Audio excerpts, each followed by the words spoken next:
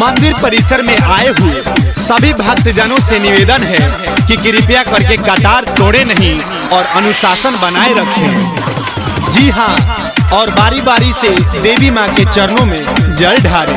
देवी माँ सबकी सुनेंगी।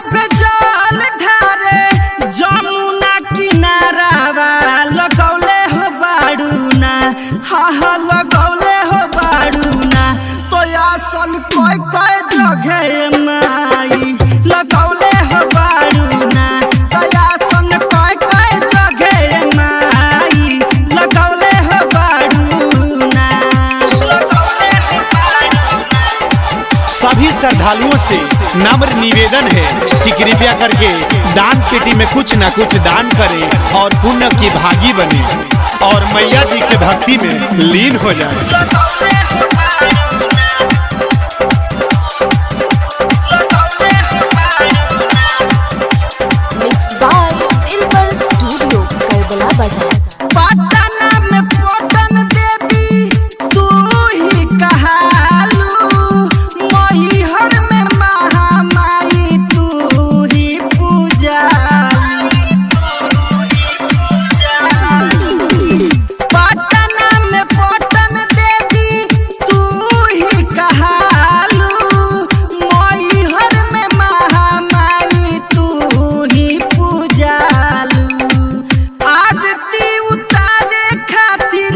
पंडित बोलवाइनी लगौले हो बाड़ूना, हाँ लगौले हो बाड़ूना, कि आसन कय कय जगह माई लगौले हो बाड़ूना, कि आसन कय कय जगह माई लगौले हो बाड़ूना। जी हाँ, खासकर महिलाओं से आग्रह है कि जल्द से जल्द जल ढारें और दूसरों को भी मौका दें। कृपया मंदिर में धक्का मुक्की ना करें और अनुशासन बनाए रखें।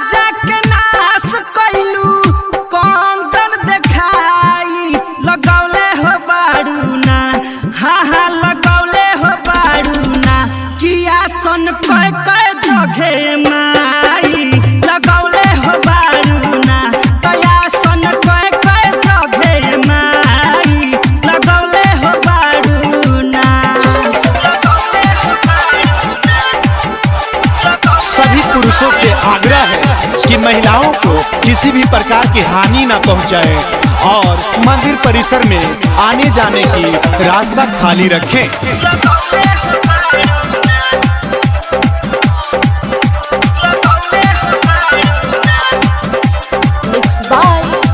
स्टूडियो करबला बाजार। सब केहू जानता